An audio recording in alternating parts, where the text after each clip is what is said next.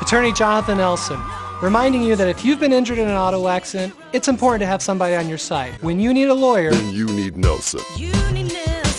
On May 20th, Karl Mitchell and his counsel, J.K. Nelson, had a second court appearance over the eviction from the property he currently resides at. During the hearing, Mitchell's lawyer explained that their position is when the property owner moved forward with the complaint for summary eviction. Their argument is that it should be handled as a motion for summary judgment. our position has been when the property owner moved forward with the complaint for summary eviction,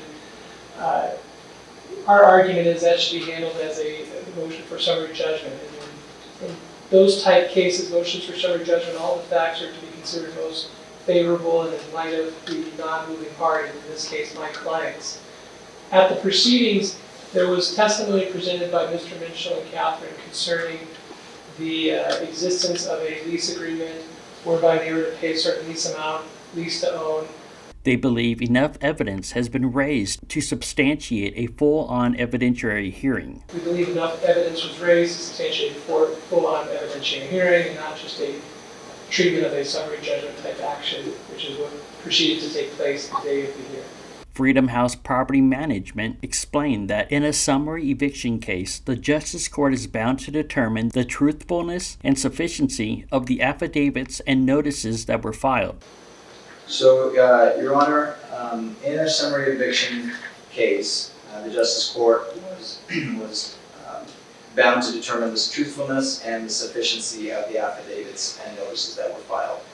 I would agree that the existence of a lease would be material. I would agree that it's an issue of fact.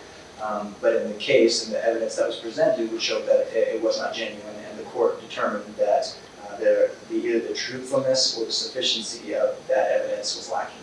The property owner testified in Justice Court that she did not have a lease agreement with Mr. Mitchell and never seen a written lease agreement between the defendant and the previous owner of the property, who was also known by the community as Flagman. The first witness called at the hearing was Roberta Wind. She's the property owner, as stated previously.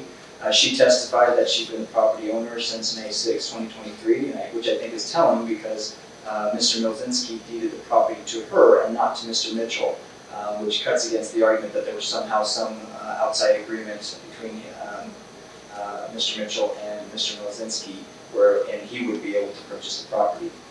She testified that she did not have a lease agreement with the defendant. She testified that she had never seen a written lease agreement between Ray Milzinski and the defendant.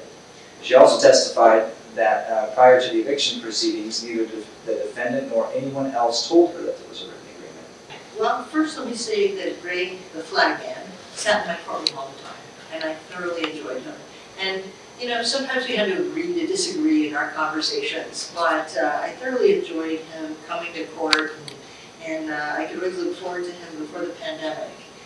He was here almost every Tuesday and Thursday, and thoroughly enjoyed him as a person. This court finds that there's substantial evidence in the record to support that finding, and that I saw no legal error, so the court's going to affirm the decision of the Justice of the Peace. Judge Kimberly Wonker has given Karl Mitchell until July 7th at midnight to vacate the property. News 25 spoke with Karl Mitchell and his fiancée, Catherine Griffiths, to find out what they plan to do now that the judge ordered them to vacate the property. The property is going to be purchased at some point. We just have to come to the point of the price, a reasonable price, and that's been the point all along.